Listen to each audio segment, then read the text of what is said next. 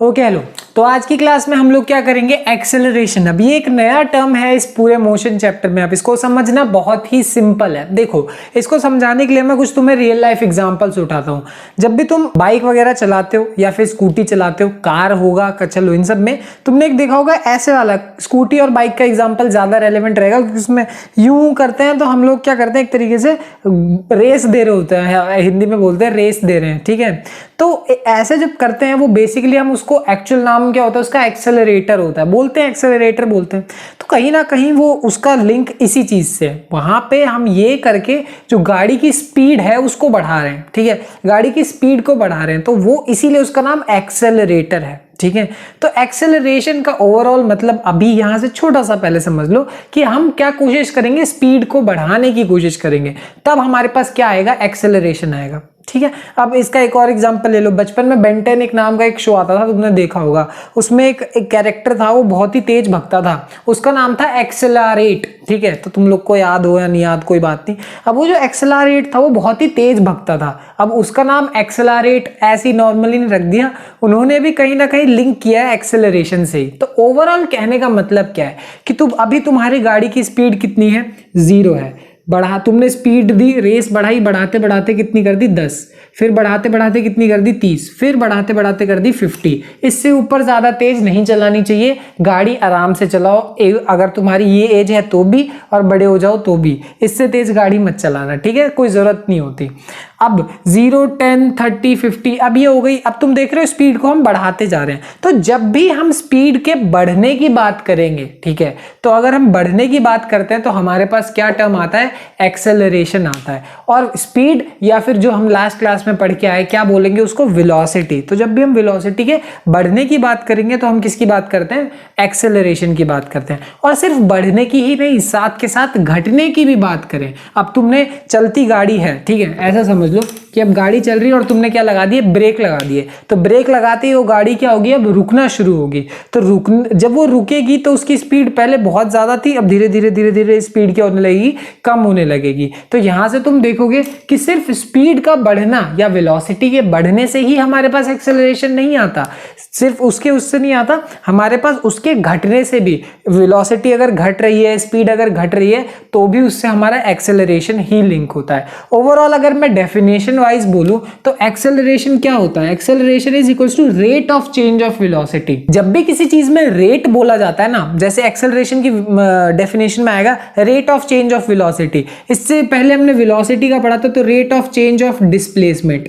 तो जब भी किसी चीज में रेट बोला जाएगा तो रेट का मतलब है समय, यानी rate of change of velocity, sorry rate of change of displacement, यानी जब डिस्प्लेसमेंट चेंज हो रहा है, डिस्प्लेसमेंट चेंज हो रहा है किसके साथ, समय के साथ, रेट के साथ, ठीक है, तो उसको क्या बोलेंगे, वेलोसिटी। एग्जैक्ट सेम तरीके से जब rate of change of velocity मतलब समय के साथ, जब समय के साथ वेलोसिटी का चेंज हो, ठीक है, तो वेलोसिटी का जब चेंज हो तो उसको क्या बोला जाता है, एक्सेलरेशन बोला जाता है। यानी समय बीतता जा रहा है और वेलोसिटी में भी बदलाव आ रहा है। जरूरी नहीं है कि वेलोसिटी सिर्फ बढ़े, वेलोसिटी घट भी सकती है। तो जो भी बदलाव आ रहा है उसी को हम क्या बोलते हैं, एक्सेलरेशन बोलते हैं। अब चलो एक एग्जांपल, छोटू सा एग्जांपल लेके चलो कि मान लो हम ए पॉइंट से बी पॉइंट तक जा रहे हैं, किसी शुरुआती पॉइंट से आगे तक के पॉइंट पे जा रहे हैं। अब ये जो ए वाला पॉइंट है, इस वाले पॉइंट पे चलो मान लो जो हमारी वेलोसिटी है उसकी वैल्यू कितनी है, यू है। अब मैं वेलोसिटी को यू रख रहा हूं, कहने का मतलब है उस पोजीशन पे उसकी वेलोसिटी कुछ हो सकती है, कहने का मतलब अभी मैंने शुरुआत करी है, तो शुरुआत करी है, मान लो मेरी वेलोसिटी 10 है, 20 है, 0 भी हो सकती है, कुछ भी हो सकती है, तो कुछ भी है, ये वो वैल्यू हो गई। और जब हम बी पॉइंट पे पहुंचे तो मेरी कुछ वेलोसिटी और फाइनल वेलोसिटी को मैं वी मान लेता हूं, ठीक है, मतलब इनिशियल वेलोसिटी को वी और फाइनल वेलोसिटी को, सॉरी, इनिशियल वेलोसिटी को u और फाइनल वेलोसिटी को v, ऐसा ये टर्मिनोलॉजी यूज की जाती है। तो तुम बोलोगे भैया यहाँ v क्यों यूज किया, देखो वो तरीका है शो करने का, बस इतना ही समझ लो। तो यहाँ पे इनिशियल वेलोसिटी हो गई और ये फाइनल वेलोसिटी हो गई, और इतना झाड़ से बचना है तो सिर्फ इतना लिख दो कि इनिशियल वेलोसिटी इस पोजीशन पे और फाइनल वेलोसिटी इस पोजीशन पे, ठीक है। जरूरी नहीं है कि इनिशियली मेरी 0 ही हो, शुरुआत में मान लो 10 हो सकती है, फाइनली 0 हो जाए। शुरुआत में मान लो मेरी कितनी हो सकती है, 2 हो सकती है, फाइनली मेरे पास 50 हो सकती है, कुछ भी। तो स्पीड बढ़ भी सकती है, घट भी सकती है, ये वाली बात हो गई, ठीक है। तो यहां से हम एक्सेलरेशन का एक्चुअल जो टर्म लेंगे, हमने डेफिनेशन में देखा कि rate of change of velocity, ठीक है। तो rate of change of velocity का क्या मतलब है कि यहां वेलोसिटी चेंज होने वाली है, यानी फाइनल वेलोसिटी में से इनिशियल वेलोसिटी को माइनस करो और अपॉन में टाइम लिखो। ये है एक्चुअल, क्या कहते हैं, फॉर्मूला या फिर एक्चुअल डेफिनेशन किसकी, एक्सेलरेशन की, ठीक है। तो ये है यहाँ पे एक्सेलरेशन की डेफिनेशन या फिर फॉर्मूला कह सकते हो।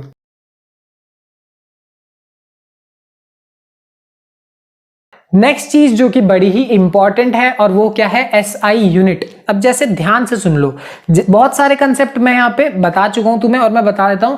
एसआई यूनिट वैसे भी मैं पहले भी बता चुका हूं। जैसे डिस्टेंस को अगर तुम नापते हो, तो अगर तुम मान लो डिस्टेंस को नाप रहे हो तो तुम्हारे पास तरीका है, तुम सेंटीमीटर में भी नाप सकते हो, मिलीमीटर में भी नाप सकते हो, किसी में भी नाप सकते हो। बट पूरी दुनिया में एक यूनिट ऐसी होती है जिसको सबने एक्सेप्ट किया, सारी कंट्रीज ने बोला हाँ ये यूनिट हर जगह चलेगी। समझ में आ रही है बात। लाइक अगर तुम डिस्टेंस को देखा जाए, हम लोग किलोमीटर बहुत करते हैं, वो अमेरिका वाले माइल्स बहुत करते हैं। अब तुम्हें माइल्स समझने में दिक्कत होगी और उनको किलोमीटर समझने में दिक्कत होगी। अब ऐसा हर समय नहीं चल सकता, तो हम क्या करते हैं, एक यूनिट ऐसी बनाते हैं जो सब मान सके। तो डिस्टेंस को यूजुअली किस में नापा जाता है, मीटर्स में नापा जाता है, ठीक है। तो मीटर्स, और यहां पे उसको डिनोट करते हैं स्मॉल m से। अगर हम टाइम की बात करें तो हम उसको यूजुअली किस में नापते हैं, ऐसे सेकंड में नापते हैं, ठीक है। और वैसे जैसे ही हम वेलोसिटी पे आए थे या फिर स्पीड पे आए थे, तब हम उसको किससे नापते थे, डिस्टेंस अपॉन में टाइम। डिस्टेंस का मतलब मीटर और टाइम का मतलब सेकंड। तो कितना हो गया, मीटर पर सेकंड, या फिर इसको ऐसे भी लिख सकते हैं, मीटर पर सेकंड। और दोनों में से कोई से भी तरीके से लिख सकते हो, कोई सा भी गलत नहीं है, बल्कि ये वाला तरीका ज्यादा यूज किया जाता है आजकल, ठीक है। ये वेलोसिटी या फिर स्पीड की बात कर रहा हूं मैं। अब जैसे ही हम एक्सेलरेशन पे आए, तो एक्सेलरेशन का अगर तुम्हें वो नापना है, क्या कहते हैं, ऐसा यूनिट, तो इसके लिए भी हमारे पास यही सेम तरीका, ये वाला जो तरीका है, इसी से आराम से हम एक्सेलरेशन की यूनिट पता कर सकते हैं। कैसे, एक्सेलरेशन का फॉर्मूला क्या होता है, वेलोसिटी अपॉन में टाइम। वेलोसिटी की ऐसा यूनिट क्या है, मीटर पर सेकेंड, और टाइम की यूनिट क्या है, सेकेंड। ये ऊपर जाएगा तो क्या हो जाएगा, सेकंड की पावर -1। अब सेकंड की पावर -1 क्या हो गया, सेकंड की पावर -2। समझ में आ गई बात। ये तो सिंपल बेसिक मैथ है और कुछ भी नहीं है। तो ऐसे ही आ जाएगी। जो ऐसा यूनिट होती है एक्सेलरेशन की, वो कितनी होती है, मीटर पर सेकंड स्क्वायर। तो डिस्टेंस की, टाइम की, वेलोसिटी की और एक्सेलरेशन की, इन सबकी ऐसा यूनिट के बारे में तुम्हें पता होना चाहिए। यूजुअली अगर क्वेश्चन में कुछ नहीं लिखा तो तुम्हें हमेशा आंसर यूनिट, ऐसा यूनिट में ही देना होता है। एक ये वाली भी बात है। और इन जनरल भी तुम्हें पता होना चाहिए कि हर जगह हम लोग इस यूनिट को मानते हैं, तो पता होना चाहिए, है कि नहीं। तो अब यहाँ पे हम दो केस करने वाले हैं और दोनों केसेस बहुत बहुत इंपॉर्टेंट है, ध्यान से सुनना।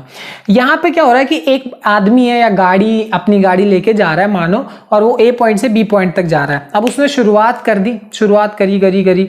अब मान लो उसकी स्पीड जब शुरू करी थी उसने कितनी भी थी, 10 मीटर पर सेकंड मान सकते हैं। वैसे तुम बोलोगे भैया शुरू करेगा तो जीरो होगी ना, बट जब उसने शुरू कर दी, पहले रुकी हुई थी, शुरू करने के बाद थोड़ी देर बाद जब उसकी स्पीड 10 हो गई, तब हमने ऐसे अपनी स्टॉप वॉच शुरू करी, तब हमने नापना शुरू किया। मतलब ऐसा समझ सकते हो कि इनिशियल स्पीड उसकी कितनी है, 10 मीटर पर सेकेंड, हमने मान लिया। तुम जीरो मान लो, तुम्हें केस समझाना ज्यादा जरूरी है। और जब तक वो बी पॉइंट पर पहुंचा, उसकी जो फाइनल वेलोसिटी थी वो कितनी हो गई, 30 मीटर पर सेकेंड हो गई। यानी इससे इसकी वेलोसिटी क्या हो गई, बढ़ गई। और ये करने में जो उसको समय लगा, वो कितना लगा, चलो मान लो कितना, 20 सेकेंड्स, 20 सेकेंड लगा ये करने में, ठीक है। सिंपल सी बात। अब यहाँ पे तुमसे बोला जाए कि ये इसी क्वेश्चन में अगर तुमसे बोला जाए एक्सेलरेशन निकालो, तो एक्सेलरेशन तुम्हें पता है, सिंपल सा v - u अपॉन में t, सिंपल फॉर्मूला है कि नहीं। ए एक्सेलरेशन मतलब इनिशियल वेलोसिटी कितनी है, 10, फाइनल वेलोसिटी कितनी है, 30, माइनस करोगे अपॉन में टाइम कितना रखोगे, 20, ठीक है। तो अब यहाँ पे हमारे पास आंसर कितना आएगा, 20 अपॉन में 20, आंसर कितना आ गया, ए की वैल्यू 1 मीटर पर सेकेंड स्क्वायर, है कि नहीं। तो हमारे पास एक्सेलरेशन की वैल्यू आ गई 1 मीटर पर सेकेंड स्क्वायर, ठीक है। अब यहाँ पे तुम देख रहे हो कि एक्सेलरेशन की वैल्यू क्या है, पॉजिटिव है। तो जब भी ध्यान रखना, जब भी एक्सेलरेशन की वैल्यू पॉजिटिव होती है, हम उसको बोलते हैं पॉजिटिव एक्सेलरेशन। क्या बोलेंगे, पॉजिटिव एक्सेलरेशन। तो ये केस में हो क्या रहा है कि एक्सेलरेशन की वैल्यू पॉजिटिव आ रही है, यहां पे स्पीड बढ़ रही है, ठीक है। तो ऐसे केस में तुम देख रहे हो शुरुआत में स्पीड कम थी और बाद में स्पीड ज्यादा थी। तो जब भी एक्सेलरेशन की वैल्यू पॉजिटिव होगी, हम उसे पॉजिटिव एक्सेलरेशन या सिर्फ एक्सेलरेशन भी बोलते हैं, जहां स्पीड बॉडी की बढ़ती जा रही है, समय के साथ बढ़ रही है, ठीक है ना। ये सिंपल बात है। ऐसा सिंपल एग्जांपल कि तुमने गाड़ी शुरू करी है तो रुके हुए थे और धीरे धीरे स्पीड बढ़ रही है, ये वाली बात। अब मैंने क्या किया, केस को बदल दिया। केस बदल दिया मतलब पिछले केस में शुरुआत 10 से हुई थी और खत्म 30 पे करा था। इस बार उल्टा करेंगे। मान लो शुरुआत में उसकी स्पीड है 30 मीटर पर सेकेंड और अब उसने लगा दिए ब्रेक। ब्रेक लगाते उसकी स्पीड क्या हो गई, घट गई और फाइनली कितनी हो गई, 10 मीटर पर सेकेंड। समझ में आ गई बात। तो शुरुआत में ज्यादा थी, बाद में कम हुई। वैल्यू पुट करते हैं, आराम से आंसर आ जाएगा इस बार भी। इनिशियल वेलोसिटी कितनी है इस बार, 30 है। फाइनल वेलोसिटी कितनी है इस बार, 10 अपॉन में, फिर से ये करने में समय फिर से मान लो चलो 20 सेकेंड्स ही लगे हैं। समझ में आ गई बात। तो अब इस केस में अगर एक्सेलरेशन की वैल्यू तुम्हें निकालनी तो आराम से कर सकते हो, क्या, 20 अपॉन में 20, फिर से कितना आ गया, 1 मीटर पर सेकेंड स्क्वायर। और इस बार जो आंसर आएगा वो किस में आएगा, माइनस में आएगा। ठीक है, तो तुम नोटिस करोगे पिछली बार हमारा आ रहा था प्लस में और इस बार क्या आ रहा है, माइनस में। ऐसा क्यों हुआ? सबसे पहली बात इसलिए हुआ क्योंकि हमारे फॉर्मूले में अगर देखो 10 में से 30 माइनस करोगे तो क्या आएगा, -20, +20 नहीं आएगा। तो इस केस में जो एक्सेलरेशन है उसको हम क्या बोलते हैं, नेगेटिव एक्सेलरेशन भी बोलते हैं। ठीक है, और नेगेटिव एक्सेलरेशन से ज्यादा इंपॉर्टेंट वर्ड यहाँ पे हम यूज करेंगे और वो क्या है, रिटार्डेशन। क्या बोलेंगे, रिटार्डेशन। एक्स कहने का मतलब कि जब भी किसी भी बॉडी की स्पीड कम हो, देख सकते हो समय के साथ कम हो रही है, ब्रेक लगाया तो स्पीड कम हो रही है, तो जब कम होती है तो हम एक्सेलरेशन की जगह कौन सा वर्ड यूज करते हैं, रिटार्डेशन। या फिर एक और वर्ड यूज करते हैं जिसको हम बोलते हैं डीसेलरेशन। ठीक है, तो डीसेलरेशन भी यूज किया जा सकता है और रिटार्डेशन भी यूज किया जा सकता है, कुछ भी यूज कर सकते हो। तो स्पीड बढ़ रही है तो एक्सेलरेशन, घट रही है तो रिटार्डेशन या फिर डीसेलरेशन, दोनों चीजें पॉसिबल है। तो ये थी पूरी की पूरी कहानी एक्सेलरेशन के ऊपर। हाँ, क्वेश्चंस नॉर्मल थे, बहुत ज्यादा ही इजी थे, आई एग्री। बट इस चैप्टर के खत्म होने के बाद में बहुत सारे ही मस्त बढ़िया बढ़िया जितने क्वेश्चंस हैं वो तुम्हें करा दूंगा, ताकि तुम्हें किसी भी क्वेश्चन को पिन पॉइंट कर दिया जाए तो करने में दिक्कत ना हो। अभी सिर्फ हम कंसेप्ट बिल्डिंग पे काम करते हैं। ठीक है, खैर मिलते हैं अगली क्लास में, बाय बाय।